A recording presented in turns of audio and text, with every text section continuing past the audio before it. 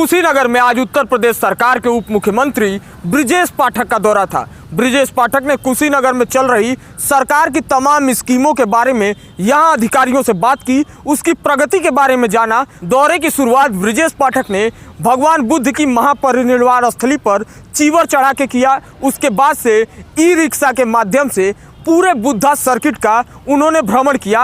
उनके साथ सांसद विजय दुबे और अन्य विधायकों के साथ साथ कुशीनगर के जिलाधिकारी एस राजलिंगम और कुशीनगर के एसपी धवल जायसवाल भी उनके साथ मौजूद रहे। उन्होंने कुशीनगर में पूरे बुद्धा सर्किट का निरीक्षण किया। उसके बाद वो जिला मुख्यालय पर पहुंचे। जिला मुख्यालय पर उन्होंने सबसे पहले यहां आकर अधिकारियों से सरकार की तमाम योजनाओं के बारे में जानकारी हासिल की। सूत्र ये भी बता रहे हैं, उन्होंने जब यहाँ के सीएम सुरेश पटारिया से यहाँ सरकार के द्वारा चल रही संजीवनी ऐप के बारे में जानकारी लेनी चाहिए तो सुरेश पटारिया जी बगले झांकने लगे। उन्हें पता ही नहीं था कि सरकार की ऐसी भी कोई योजना स्वास्थ्य महकमे में है। ऐसे में ब्रिजेश पाठक ने उन्हें फटकार भी लगाई है। हमने प्रेस कॉन्फ्रेंस में ब्रिजेश पाठक से इसके ऊपर सवाल भी पूछा है। सुनिए कि ब्रिजेश पाठक इसके ऊपर क्या जवाब दे रहे हैं। स्वास्थ्य सेवाओं के मामले में मुख्य चिकित्सा अधिकारी महोदय से कहा गया है कि सभी अस्पतालों में चिकित्सक समय से बैठें, दवाइयाँ सभी लोगों को मिले जो मरीज अस्पताल परिसर में आए, और किसी भी हालत में जो हमारे उपकेंद्र हैं, जो हेल्थ वेलनेस सेंटर हैं, उनको संचालित पूरी क्षमता के साथ करना है। हेल्थ वेलनेस सेंटर में कंप्यूटर के माध्यम से यदि कोई मरीज वहां जाता है, वहां एएनएम या कम्युनिटी हेल्थ ऑफिसर होगा, वो उसको दवाई प्रदान करेगा। लेकिन यदि उसके समझ में नहीं आता, रोग बड़ा है, तो देश के किसी भी प्रतिष्ठित चिकित्सक से वो संजीवनी ऐप पे जाकर के बात करा सकता है और दवाइयाँ उनसे पूछ सकता है, हाल बता करके, बीमारी का हालचाल बता करके। कुशीनगर जनपद में इस बात की जानकारी मुख्य चिकित्सा अधिकारी को नहीं थी। इसके लिए उनको कहा गया है, डांटा गया है कि तत्काल, और एनएचएम की जो मुखिया एमडी हैं लखनऊ में, उनसे हमने कहा है कि मुख्य चिकित्सा अधिकारी को बात करके सभी हेल्थ वेलनेस सेंटर कार्य रूप में परिणित हो, चले और सुनिश्चित करें आज ही, और इसके बाद ही शाम को हम रिपोर्ट पूछेंगे। यदि कहीं कोई दिक्कत है उसको पूरा करेंगे। आपने मीटिंग से सीएमओ को हटाया क्या?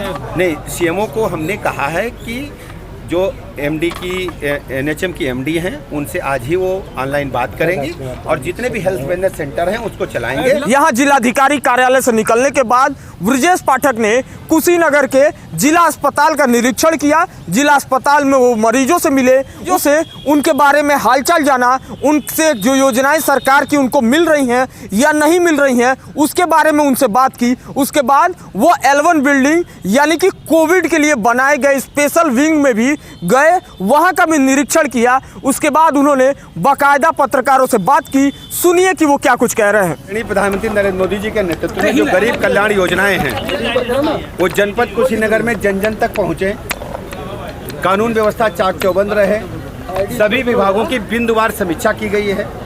डेवलपमेंट के जितने भी मामले हैं, 10 करोड़ से ऊपर की जितनी परियोजनाएं हैं, उनको तय समय सीमा में पूरा करने के निर्देश दिए गए हैं। जल जीवन मिशन में विशेष रूप से ध्यान देने के लिए कहा गया है कि जो भी योजनाएं तय समय सीमा में पूरी हों।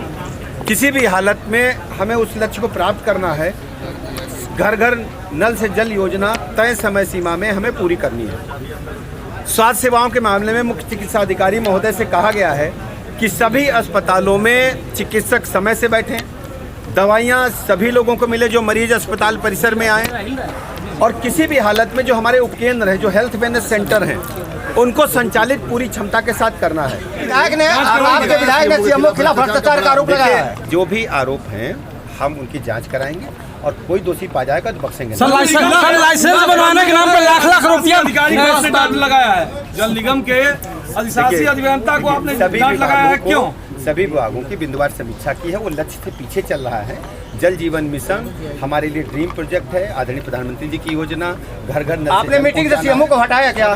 नहीं, सीएमओ को हमने कहा है कि जो एमडी की एनएचएम की एमडी हैं, उनसे आज ही वो ऑनलाइन बात करेंगी और जितने भी हेल्थ वेलनेस सेंटर हैं उसको चलाएंगे। सर रजिस्ट्रेशन करवाने के नाम पे सीएमओ और ये डीआई आपके लाख रुपया सर वसूली कर रहे हैं। जो भी आप शिकायत दे रहे हैं, अगर कोई हमारे पास चिट्ठी आएगी, पत्र आएगा, हम जांच करा कर करेंगे। जिला मुख्यालय से निकलने के बाद वो रामकोला थाना क्षेत्र के कुसमई गांव पर पहुंचे। वहां उन्होंने जनता चौपाल का कार्यक्रम था जिसको आयोजित किया गया था। उसमें उन्होंने जनता की तमाम तरीके की समस्याएं सुनी।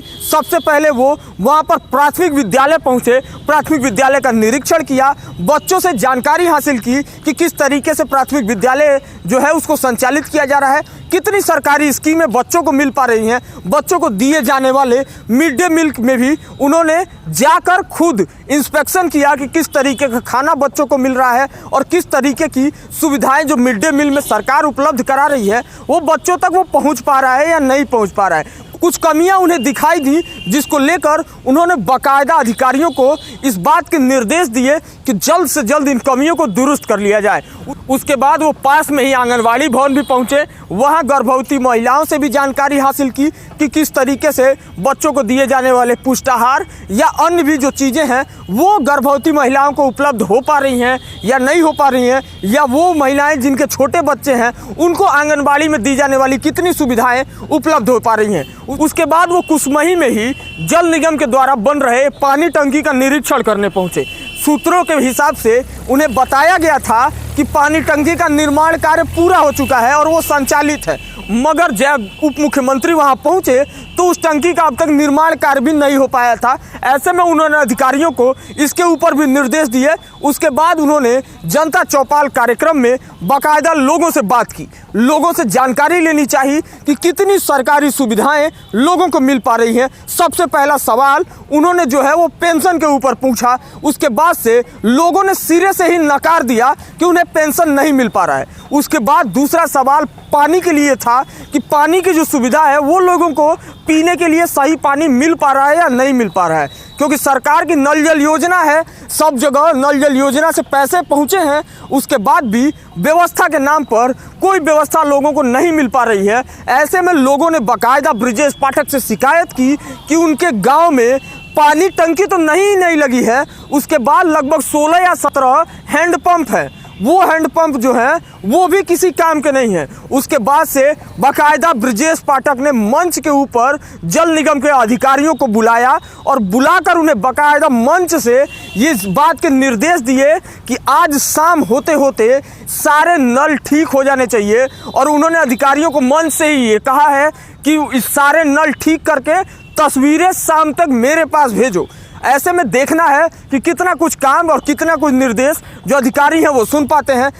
अगला सवाल महिलाओं के लिए संचालित स्वयं सहायता समूह को लेकर था, क्योंकि सरकार दावा कर रही है कि स्वयं सहायता समूह से महिलाओं की आर्थिक स्थिति जो है वो मजबूत हो रही है। जब ब्रिजेश पाठक ने समूह जो नाम उनको लिख कर दिए गए थे समूहों के, उन समूहों के नाम लेकर महिलाओं को स्टेज पर बुलाना शुरू किया तो पहले तो आधे से ज़्यादा लोग वहाँ उपस्थित ही नहीं थे, और जो उपस्थित भी थे उनसे जब ब्रिजेश पाठक ने पूछा कि क्या कुछ आपकी आर्थिक स्थिति में सुधार हुआ है, ऐसे में महिलाओं ने सिरे से एक बात कही कि 2 महीने पहले सिग्नेचर तो करा लिए गए थे, लेकिन हमारी जो आर्थिक स्थिति है वो अब भी नहीं बदली है, क्योंकि हमें पैसों के नाम पर अब तक कुछ भी उपलब्ध हो ही नहीं पाया है। कोई पैसे हमें सरकार की तरफ से नहीं मिले हैं। जिसके बाद से बाकायदा ब्रिजेश पाठक ने उस विभाग के अधिकारी, वीडियो और साथ साथ जिलाधिकारी को अलग से निर्देश दिए हैं कि इसके ऊपर जल्द से जल्द कार्रवाई करिए और महिलाओं को इस तरीके की जो आर्थिक स्थिति में सुधार करने की बात सरकार कह रही है उसके ऊपर कार्यवाही करिए। उसके बाद से ब्रिजेश पाठक का जो काफिला है वो कप्तानगंज के लिए निकल गया। बहुत सारे लोगों ने शिकायतें अपनी ब्रिजेश पाठक को सौंपी हैं। उप मुख्यमंत्री के दौरे का हो पाता है। फिलहाल ब्रिजेश पाठक का जो काफिला है वो यहाँ से कप्तानगंज के लिए रवाना हुआ है। कप्तानगंज में गौशाला का निरीक्षण करने ब्रिजेश पाठक पहुँचे हुए हैं और उसके साथ ही अन्य भी जो परियोजनाएं हैं जो कप्तानगंज में लागू हैं वो उसके बारे में भी जानकारी हासिल करेंगे। ब्रिजेश पाठक के साथ साथ जिले के सांसद और तमाम विधायक जो हैं जिले के वो साथ में थे। एकमात्र विधायक जो तमकुही से है डॉक्टर असीम राय, उनको छोड़कर अन्य सभी विधायकों की मौजूदगी रही थी। हमने खड्डा विधायक और हाटा विधायक से भी बात की, जो जन समस्याएं हैं उनके ऊपर बात की।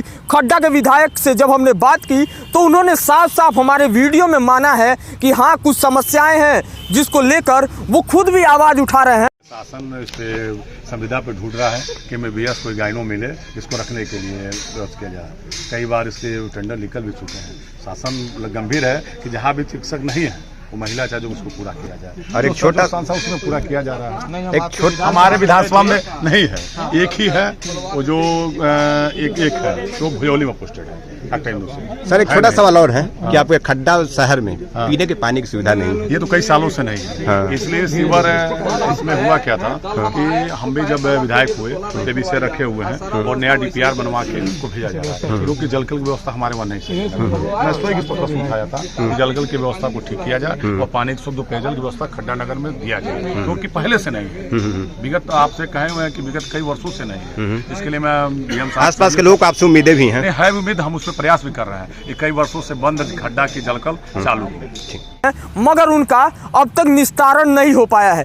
ऐसे में देखना है कि क्या जब ब्रिजेश पाठक जो कि खुद उप मुख्यमंत्री हैं और साथ में स्वास्थ्य विभाग के मंत्री हैं, जब वो जिले में आए हैं तो क्या खड्डा की सबसे बड़ी समस्या कि वहाँ के हॉस्पिटलों में महिला डॉक्टरों का ना होना, क्या इसके ऊपर कोई काम हो पाता है? क्योंकि स्कीम ब्रिजेश पाठक ही लेकर आए हैं कि हर CSC और हर PSC पर 2 महिला डॉक्टरों की तैनाती होगी। ऐसे में देखना दिलचस्प है कि जब उप मुख्यमंत्री खुद जो कि स्वास्थ्य मंत्री भी हैं जब जिले में आए हैं तो क्या जिले में डॉक्टरों की जो कमी है, जो महिला डॉक्टरों की जो कमी से पूरा कुशीनगर जनपद जूझ रहा है, क्या उसके लिए कोई काम हो सकते हैं? क्या जो जिले की स्थिति है उसमें कुछ सुधार हो पाएगा? देखने वाली बात है।